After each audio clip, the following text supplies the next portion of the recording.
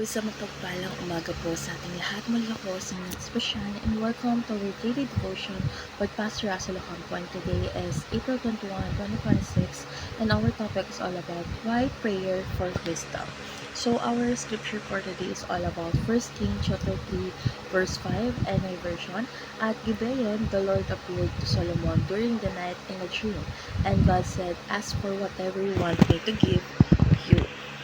So, imagine God Himself ask you, ask anything. Kumbaga, walang limit, walang restriction. This was the moment Solomon faced.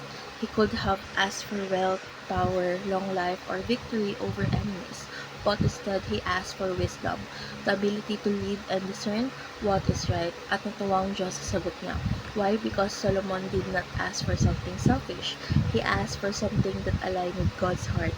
So this teaches us that what we ask reveal what we value, and when we value what God's value, blessings follows. So let's go on to our teaching. First is God is generous and willing to bless us through prayer. So hindi matamot ang Diyos. He invites us to ask, to seek, and to come to Him. Prayer is not just a duty. It is an open door to experience God's generosity. Second is God is pleased when people ask for wisdom. So wisdom help us live according to God's will. When we ask for wisdom, we are saying, "Lord, I want to live your way, not mine." This kind of prayer honors God.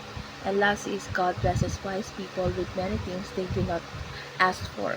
So because Solomon chose wisely, God gave him not only wisdom but also riches and honor. When we prioritize what is right, God often provides beyond what we expect. So how do we respond? First is pray for God's blessing to that you may bless others. So wag lang para sa sarili natin. Ask God to see or to use you or us. True blessing flows outward and not just inward. Second is pray for God's wisdom more than for power of wealth. So wealth without wisdom can destroy, but wisdom can guide every area of our life. Make wisdom our priority. And last is pray to know God's ultimate wisdom. So which is Jesus Christ. So, hindi lang acknowledge ang wisdom.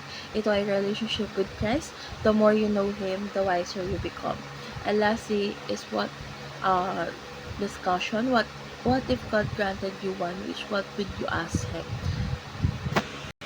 Siguro kung tatanungin ako, syempre for wisdom din ako. Kasi masyado ako magiging selfish sa ibang tao, lalo na kay God. Kung pipiliin ko yung yumaman, yung uh, may kakayanan, ganun. Pero kung yung wealth naman na hihilingin ko is gagamitin ko po siya to bless others, to help others, like po yung mga nangangailangan po talaga ng tulong, which is yung mga homeless people. Kasi para po sa akin, kung kaya ko naman po magbigay ng uh, ng pagmamahal at tulong sa kanila, why not na ay yung hilingin ko para magamit ako ng Diyos or maging instrument ako ng Diyos. So, let's dive deeper.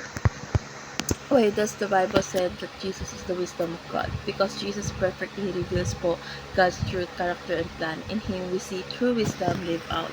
Second is why Christians wiser than those who do not have Christ. So, not because of intelligence, but because they know the source of truth. Wisdom begins with knowing God through Christ.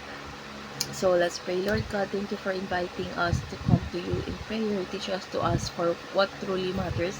Your wisdom, help us to value what you value and to live according to your life and will. Draw us closer to Jesus, the source of true wisdom. In Jesus' name we pray. Amen.